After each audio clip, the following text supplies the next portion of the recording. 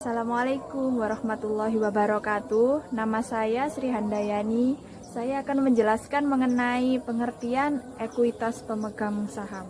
Ekuitas adalah kepemilikan suatu bisnis atau perusahaan. Ekuitas biasanya disajikan dalam laporan keuangan atau neraca yang tujuannya untuk menganalisis posisi keuangan sehingga bermanfaat untuk pengambilan keputusan. Menurut PSAK pasal 49 tahun 2002, pengertian ekuitas adalah hak residual atas aktiva perusahaan setelah dikurangi dengan semua kewajiban. Sedangkan pengertian pemegang saham diberikan hak khusus tergantung dari jenis saham apa yang ia pilih. Misalnya saham biasa. Sebuah contoh dari saham biasa, keunggulannya pemegang saham biasa akan diberikan hak untuk mendapatkan hak suara. Sedangkan saham preferen tidak mempunyai hak suara, akan tetapi saham preferen ini dijadikan dan diutamakan dalam hal pembagian dividen. Jadi, definisi ekuitas pemegang saham adalah jumlah nilai aset yang diberikan kepada pemegang saham perusahaan setelah dikurangi dengan hutang-hutang atau kewajiban lainnya. Nama saya Muhammad Rafif Haryanda Putra Anugrah. Saya akan menjelaskan tentang laba ditahan. Sumber dasar laba ditahan atau retained earning. Laba yang ditahan untuk digunakan dalam aktivitas bisnis adalah laba dari operasi.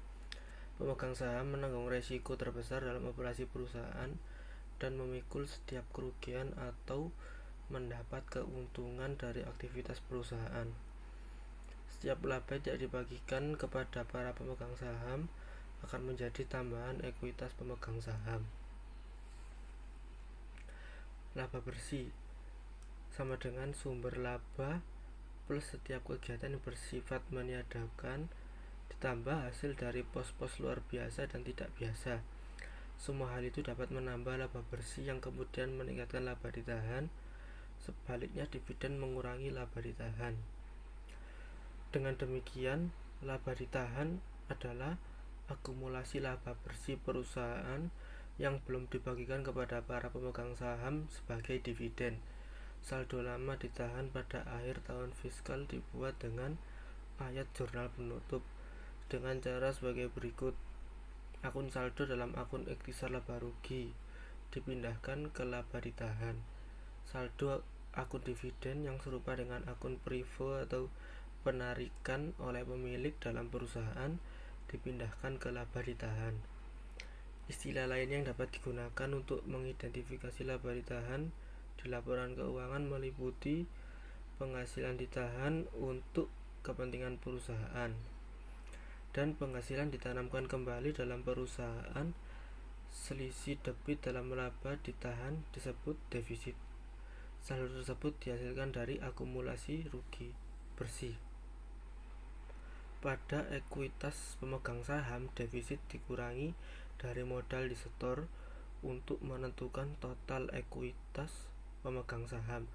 Saldo laba ditahan tidak boleh dianggap sebagai surplus dalam kas atau sisa kas untuk dividen, karena penghasilan yang ditahan dalam perusahaan dan kas terkait yang dihasilkan dari penghasilan tersebut biasanya digunakan oleh manajemen untuk mengembangkan dan atau memperluas kegiatan operasi. Saat kas digunakan untuk mengembangkan kegiatan operasi, perusahaan saldonya akan menurun, akan tetapi saldo laba ditahan tidak akan terpengaruh akibatnya.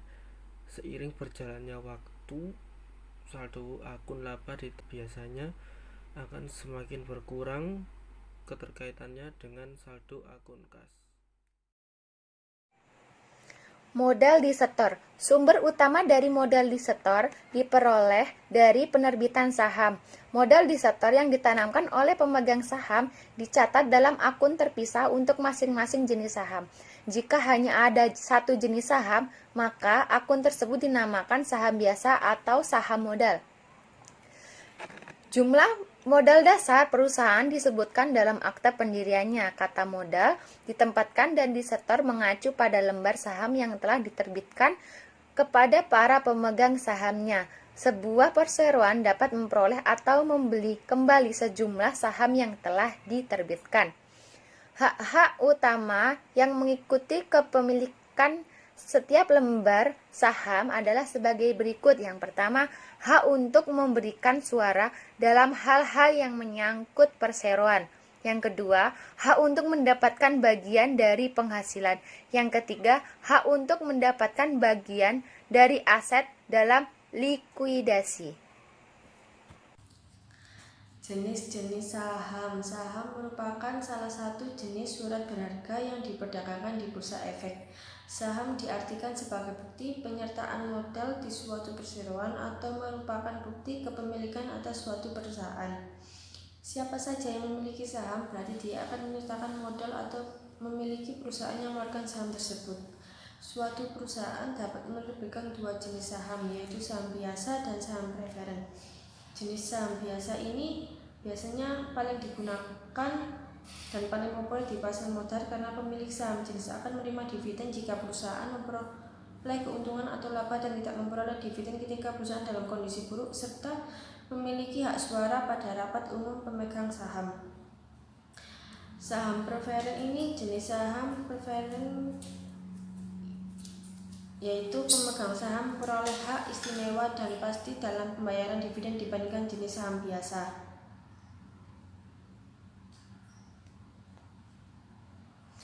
Jenis saham berdasarkan cara peralihannya ada dua jenis, yaitu saham atas unjuk. Pada saham ini tidak tertulis nama pemiliknya supaya lebih mudah dipindah tangankan dari satu investor ke investor lain.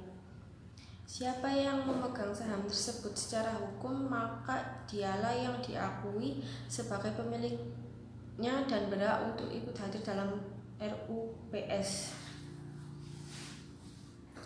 2. Saham atas nama.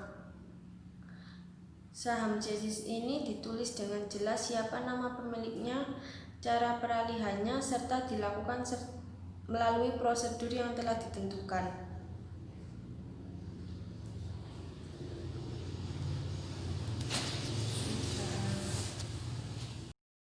Assalamualaikum warahmatullahi wabarakatuh. Nama saya Nureta Dwisari.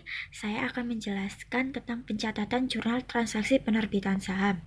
Faktor-faktor yang menentukan harga penjualan saham pada saat saham baru diterbitkan adalah: yang pertama, prospek laba perseroan di masa mendatang. Yang kedua, ekspektasi tingkat dividen per saham. Yang ketiga, keuangan perusahaan pada saat saham diterbitkan. Yang keempat, kondisi ekonomi pada saat saham dikeluarkan. Kemudian yang kelima, ada kondisi pasar surat berharga pada saat saham dikeluarkan. Untuk pencatatan jurnal transaksinya, yang pertama ada jurnal penjualan saham secara tunai. Saham yang dijual secara tunai diukur dengan jumlah kas yang diterima oleh perusahaan yang menerbitkannya.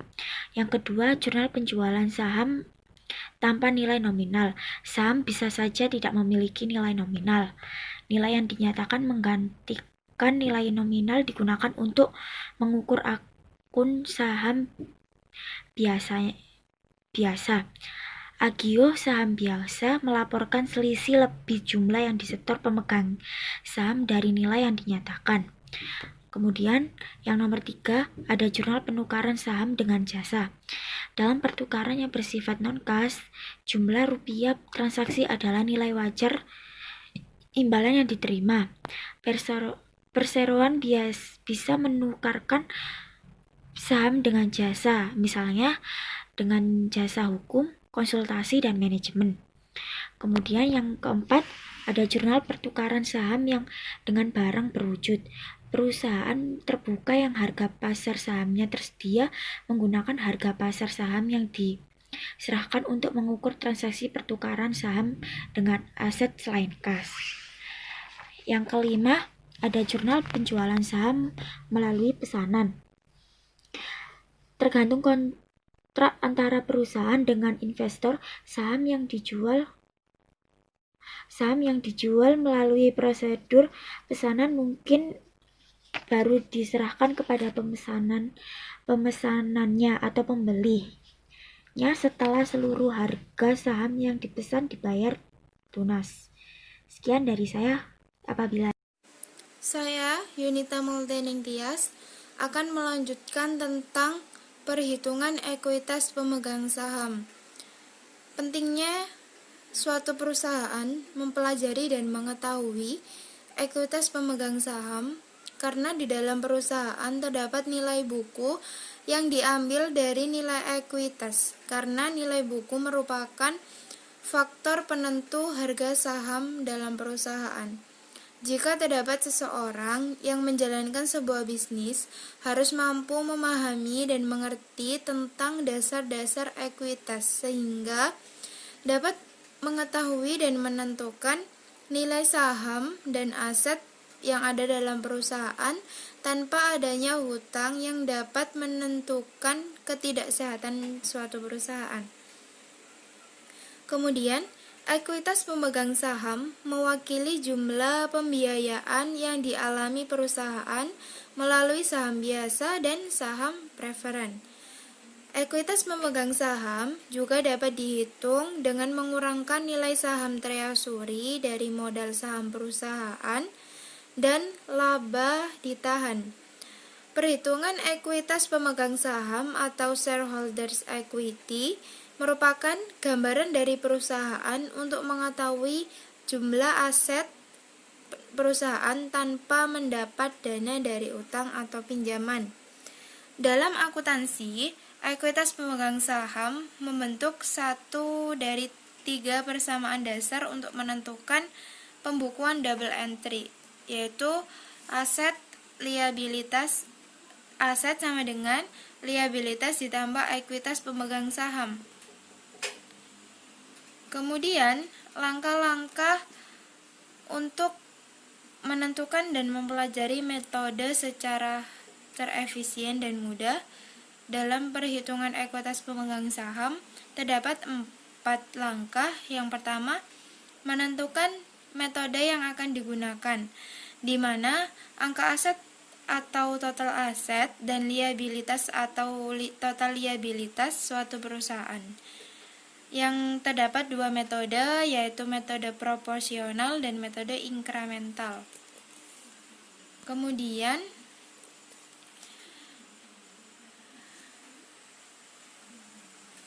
yang kedua, dapatkan nilai aset total perusahaan, di mana aset jangka panjang ditambah dengan aset lancar, sehingga perhitungan ini menyertakan semua kepemilikan perusahaan, mulai dari kas, setara kas, tanah, sampai dengan peralatan produksi. Kemudian yang ketiga, hitunglah nilai liabilitas total perusahaan, di mana liabilitas jangka panjang ditambah dengan liabilitas lancar. Liabilitas adalah semua uang yang harus dibayarkan kepada kreditor, misalnya pinjaman bank, uang dividen, dan utang usaha. Yang terakhir, hitunglah ekuitas pemegang saham, yaitu aset sama dengan liabilitas ditambah ekuitas pemegang saham, sehingga menjadi ekuitas pemegang saham.